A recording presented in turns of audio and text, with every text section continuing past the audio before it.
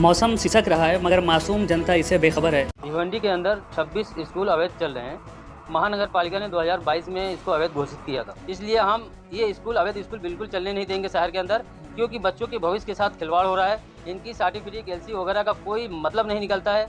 और जनता से मैं अपील करता हूँ कि ऐसे स्कूलों में न डालकर इनको अच्छे स्कूलों में डालें या म्यूनसिपल स्कूलों में डालकर बच्चों को शिक्षा हासिल करने का काम करें। ये मैं महानगर पालिका के आयुक्त से मांग करता हूँ कि वो इन फर्जी स्कूलों पर तुरंत कार्रवाई करके बंद कराएं। आगे हम भूख हड़ताल करने वाले, अगर 15 दिन पे इस पर म्यूनसिपल कमिश्नर कार्रवाई नहीं करते हैं तो हम भूख हड़ताल अनशन पर भी बैठ सकते हैं महानगर पालिका गेट के सामने। इसलिए भिवंडी के अंदर 26 स्कूल अवैध चल रहे हैं। महानगर पालिका ने 2022 में इसको अवैध घोषित किया था और महानगर पालिका आयुक्त ने ये भी जारी किया था एक पत्र कि जो अवैध स्कूल चलाए जा रहे हैं उस पर 1 लाख रुपया फाइन प्लस पर दिन 10,000 रुपया उसके ऊपर और फाइन एक्स्ट्रा डाला जाएगा। लेकिन 1 साल पूरा हो गया, आज तक महानगर पालिका ने इन अवैध स्कूलों पर कोई कार्रवाई नहीं किया। मैंने आज महानगर पालिका में एक पत्र देकर मांग किया है कि अगर 15 दिन के अंदर इस अवैध स्कूल को बंद नहीं किए गए तो हम आंदोलन करेंगे, भूख हड़ताल करेंगे। जो हमारी पार्टी के नेतागण बोलेंगे उसके आधार पर हम वहाँ पे महानगर पालिका में प्रदर्शन करेंगे।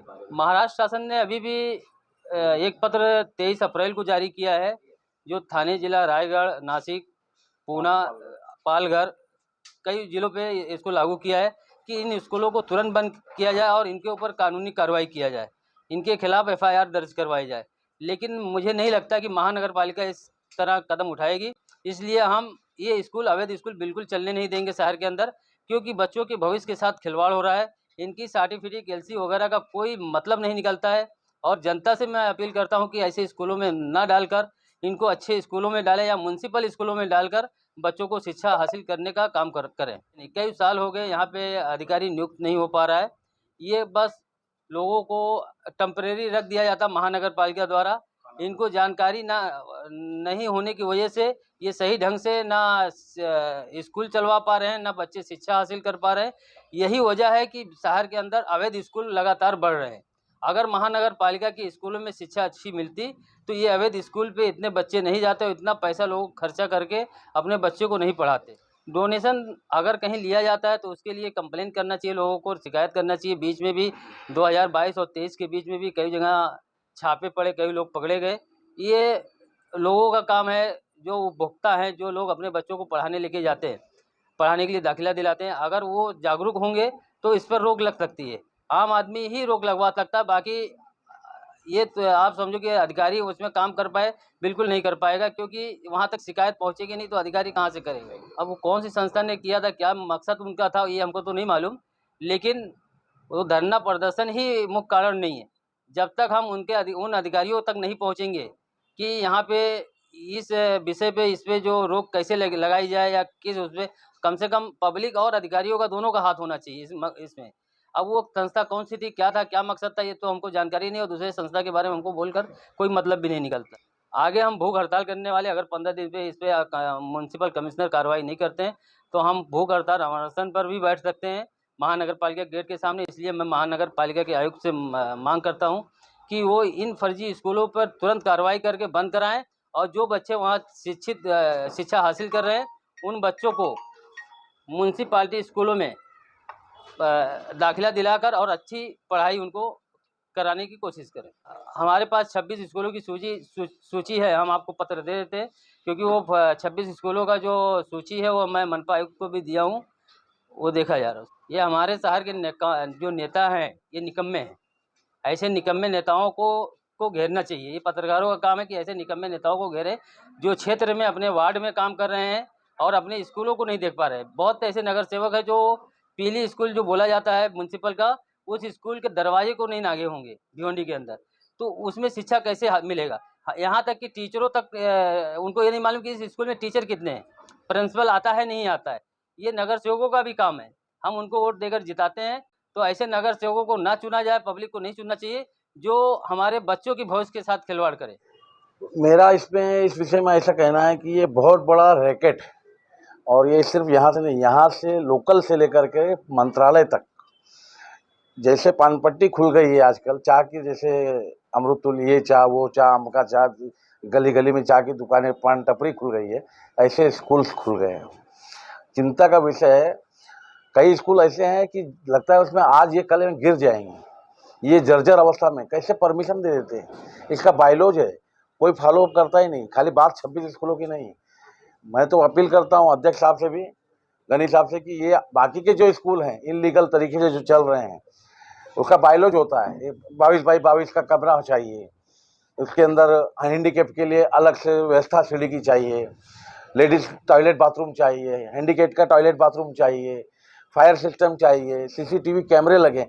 इतनी बड़ी स्कूल और इतनी जूनी स्कूल जिसको पार सारी मान्यता है हर तरह की, और काफ़ी, मैं खुद वहाँ से पढ़ चुका हूँ, चाचा नेहरू स्कूल।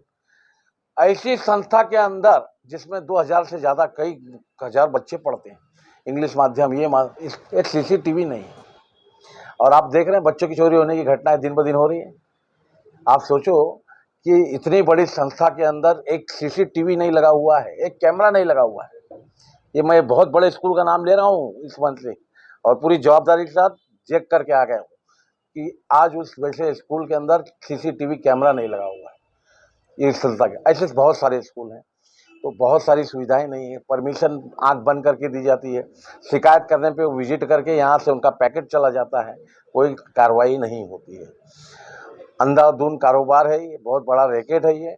स्कूलों की परमिशन नहीं है, इनलीगल स्कूल है सारे, जिनके ना प्लेन सर्टिफिकेट, ना ओसी, ना उनका परमिशन, ना लेआउट प्लान, ना अप्रूवल प्लान, ना कोई इंजीनियर का, ना नगर पालिका का। बस नगर पालिका स्कूल के नाम पे फल फूल रहा है, इनलीगल बांधकाम हो रहे हैं, और उसको झूठे पेपर लगा करके मान्यता लेकर के आते हैं और बच्चों के भविष्य के साथ खेलते हैं।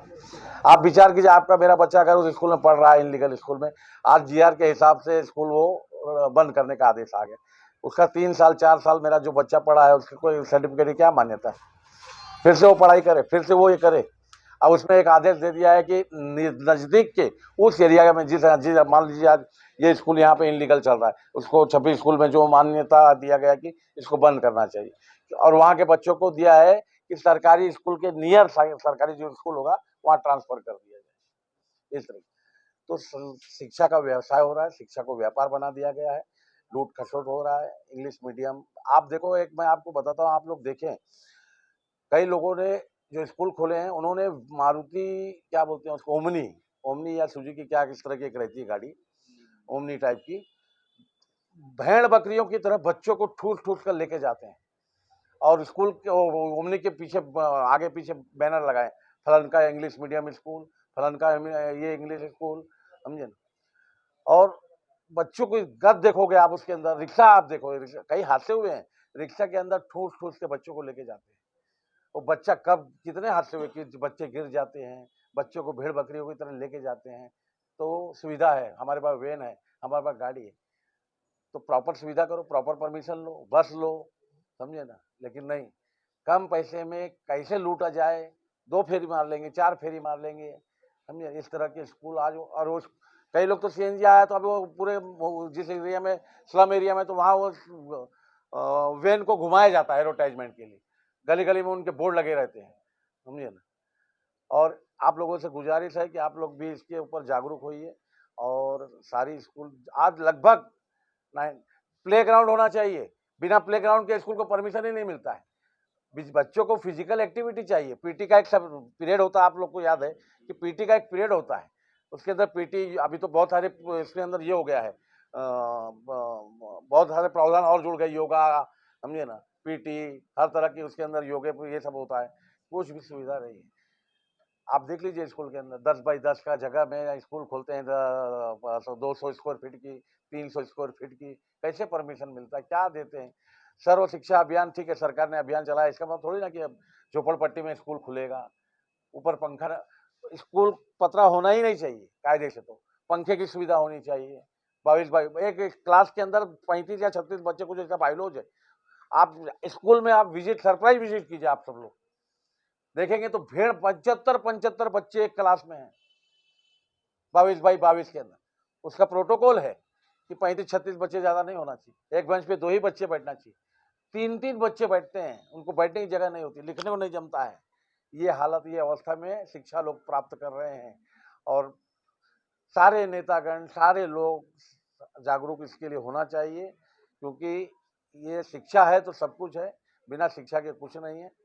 और मैं अपना इतना ही बात करूँगा। गनी साहब ने जो ये मुद्दा उठाया है, मैं इनका बहुत कायल हूँ। हमारे अध्यक्ष साहब, इन्होंने जब जब भी जो देश का, अपने गांव के, शहर के मुद्दे उठाए हैं, उसके ऊपर इन्होंने आखिरी तक लड़ाई लड़ी है। और हम लोग सारे लोग, हमारे कार्यकर्ता, हमारे लोग, हमारे वार्ड के लोग, हमारे शहर के लोग इनका हमेशा साथ देते हैं। अभी बीच में इन्होंने एक मुद्दा सेवई का लिया था, हमने उसके भी इनकी बहुत तारीफ की और वो काम हुआ, इन्होंने आखिरी तक लड़ा। इन्होंने शिक्षा का जो है, ये भी आज इन्होंने ये मुद्दा उठाया। मैं दिली तौर से इनका बहुत शुक्रगुजार हूँ कि इस मुद्दे को इन्होंने, ये बहुत बहुत ही दुखद सब्जेक्ट है। और इसके ऊपर ये बच्चे कल हमारे भी हो सकते हैं, आपके भी हो सकते हैं, सबके बच्चे हो सकते हैं। वो हमारे दोस्त के बच्चे वहाँ पढ़ते होंगे, और रिश्ते के अंदर ठूस के बकरी बहन की तरह वैन में लेके जाते हैं। ये वैन जायज़ है क्या? ये तरीका है क्या? इसके ऊपर आवाज़ उठानी चाहिए। मैं तो बोलता हूँ इसके ऊपर आप और भी आगे कार्रवाई कीजिए, ये भी बंद लिखिए, वैन बंद कराइए, रिक्शा बंद करवाइए। ये अवैध तरीके से ठूस-ठूस के बच्चों को लेके जाना पड़ता है। कई एक्सीडेंट हुए हैं इसके अंदर, बच्चे गिरे हैं, मरे हैं। बच्चे स्कूल से शहर में आज बच्चे चोरी हो रहे हैं। सीसीटीवी फुटेज ज़रूरी है। ये तो मैंने बहुत बड़े स्कूल का नाम बोल दिया, क्योंकि मैंने प्रत्यक्ष देखा है। चाचा नेहरू हिंदी हाई स्कूल के अंदर एक सीसीटीवी कैमरा नहीं है, जिसकी बुनियाद को मैं समझता हूँ 70-80 साल के ऊपर हो गया होगा। आज मेरी उम्र ही 55 साल की है, तो मैं वहाँ से पढ़ के निकला हूँ। तो इसके पहले का स्कूल है, 100 साल के जूने स्कूल, 80 साल 90 साल के जूने स्कूल में, और जहाँ से इतनी बड़ी संस्था, इतना बड़ा ग्राउंड, सारा कुछ सुविधा है वहाँ पे, लेकिन एक सीसीटीवी नहीं है। कल बच्चे चोरी हो जाए, कुछ हो जाए, ये पुलिस की भी जवाबदारी है। पुलिस ने भी उसका रिकॉर्ड रखना चाहिए, सब कुछ होना चाहिए, क्योंकि जागरूकता होनी चाहिए। सीसीटीवी तो आज बहुत बड़ा हथियार है क्राइम रोकने के लिए।